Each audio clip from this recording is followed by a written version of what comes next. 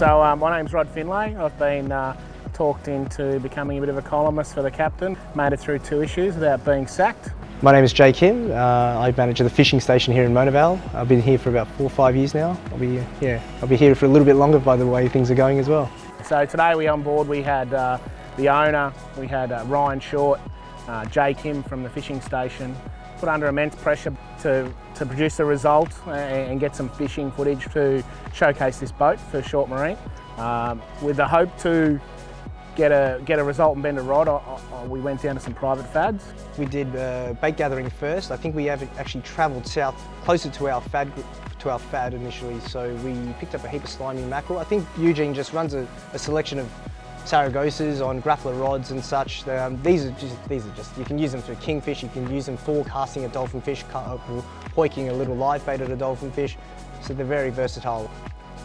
This boat's you couldn't do another thing to a point it any better for the style of fishing we do out here with the tower and the slimy tubes and the big bait tank, all the way through to the Lyndon Pittman dredge reel, and yeah, we're very, very fortunate to have it well set up. I'm the owner of this Grady-White 370 Express, which, as you can see, has been the subject of a fair bit of work by Short Marine and their tradesmen here at the Spit, and that's taken place over the last 12 months or so. I'd always wanted to get a boat with a tower, and I like the Express style of the boat, just because it's a more kind of a social fishing type scenario, and then lends itself perhaps a little bit better to socialising on a boat.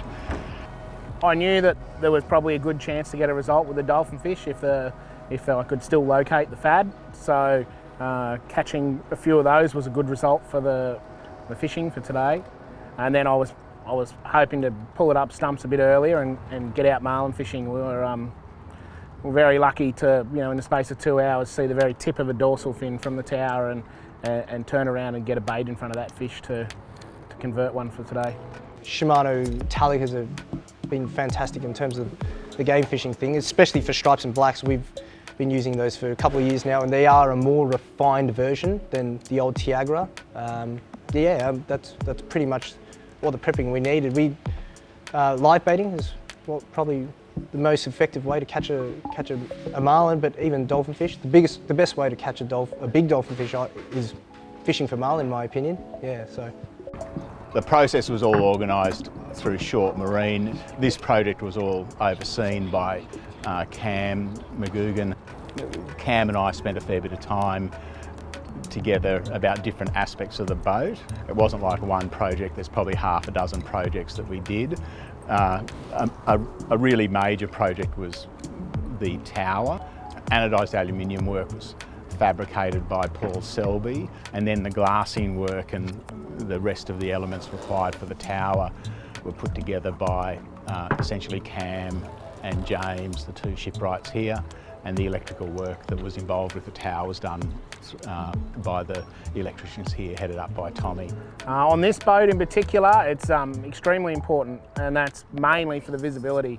The marlin we caught today would have been next to impossible to spot from the lower deck. It also gives you the ability to see and fight fish faster and more efficiently, so we can run down the line. There's no concern about running over the line. You've got a very good overall view of the deck and what's happening below. You also get to see marlin a lot sooner in the spread, so you can alert the crew to their presence and start the switching process earlier than you would if you were just fishing solely from the deck. And today's fish was the absolute was the perfect scenario. If we didn't see the very top of that dorsal fin, our day would have been totally different. So the characteristics of a Talica, especially why I like it over a Tiagra, is probably the weight first, and then the speed. The weight is obviously significantly lighter, but the speed compared to a Tiagra is a fair bit faster. So we've got a 5.2 gear ratio compared to a 3.1. So yeah, I mean the speed's really good. 70% of a marlin fight probably is up in the surface. When we're chasing it down, when you're picking up line really, really quickly, it's just nice. We did one step further on Eugene's reel, which is upgrade the handle to I think it's almost a Talica 50 style handle, so it makes it really feel like a game reel. It gives you a bit more cranking control as well, when you're going at that speed. But yeah, that's the two main differences. I think you'll even see in the videos as well. I mean, no harness, it's no problem. Obviously the weight's really good little factor for that. A couple of weeks ago we actually fought a marlin on Eugene's boat with Roddy. I was on it for an hour with no harness, and yeah, I mean, it shows you how light these things are. So yeah. This boat's been extremely well appointed. The tower looks like it's been presented as a Grady-White factory option. It's flawless and seamless the way it adapts into the boat. It's extremely strong. It's very easy to climb. There's a lot of towers that are poorly designed and are very hard to climb. The visibility is perfect. The Short Marine boys have done an excellent job. We discussed all those issues up front with Cam and got some feedback from Grady-White about that process. Got a lot of information about hull design and matters of that nature. We were satisfied that it was feasible and could be done properly, and we wouldn't lose the characteristics of the Grady-White hull. I mean, you guys are out on the boat today. It probably wasn't it was a pretty typical fair average day off Sydney today, but the boat still has that completely characteristic Grady-White hull movement through the waves, particularly the following sea capacity, and she goes into a head sea or quartering sea fairly well.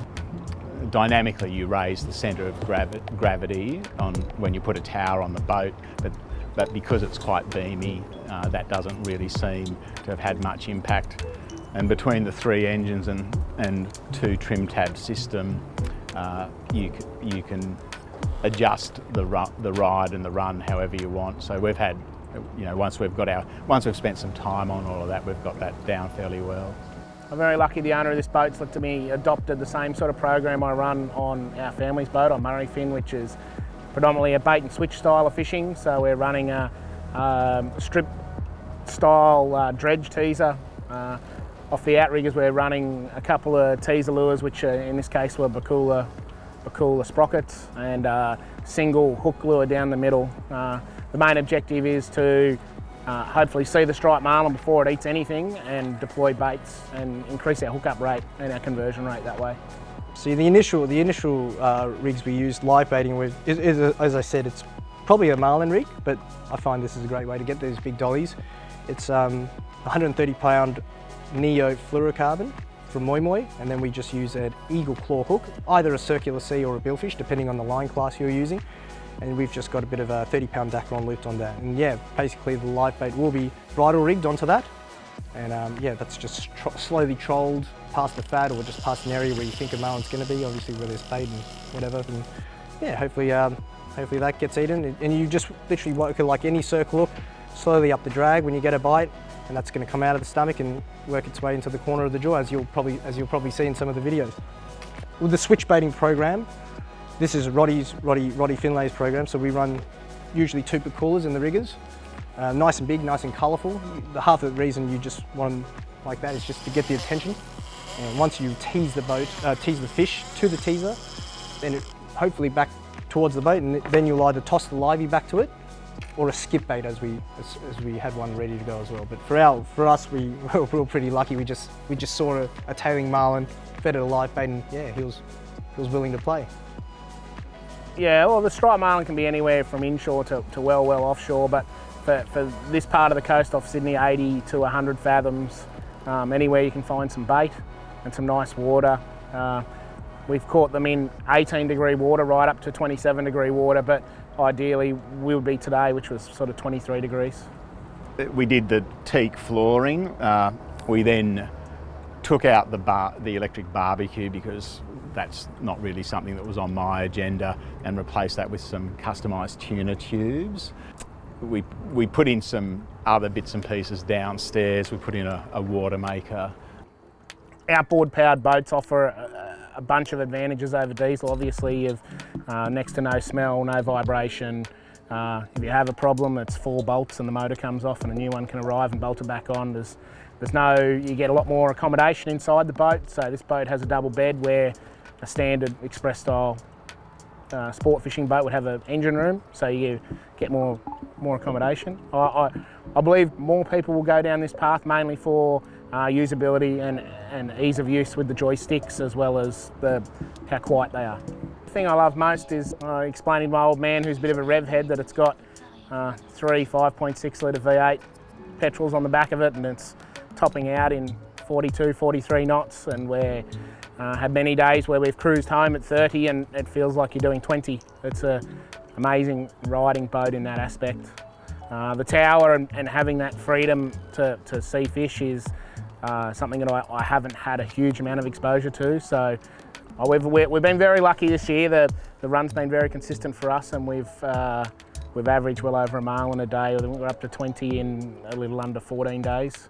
20 marlin, as well as some yellowfins and dolphin fish like we caught today.